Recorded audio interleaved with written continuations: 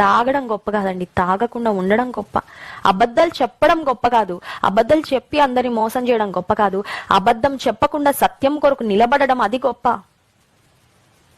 అనేక మంది జీవితాలను నష్టపరచడం గొప్ప కాదు, అందరికి మేలుకరంగా ఉండడం గొప్ప. హల్లెలూయా.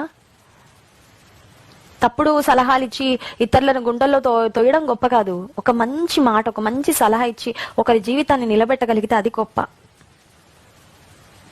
మేలు చేయవలెనన్న ఆలోచన కలుగుతుంది నాకు, కానీ దాన్ని చేయుట నాకు కలుగుట లేదు. మరి ఎలా వస్తుంది ఆ కృప, ఎలా వస్తుంది ఆ శక్తి, ఎలా వస్తుందంటే దేవునిలో మనం నిలిచి ఉన్నప్పుడు, నవీన స్వభావాన్ని మనం ధరించుకున్నప్పుడు, you walk as a new person, you behave like a new person. చాలా మంది రక్షణ పొందాక కూడా పాత జీవితం యొక్క లక్షణాలను చూపిస్తా ఉంటారండి. They show the traits of their old nature.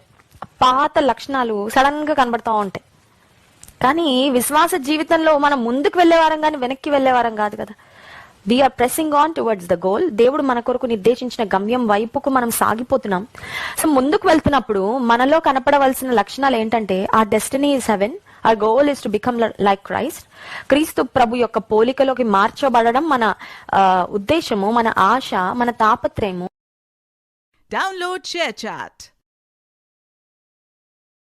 Download ShareChat.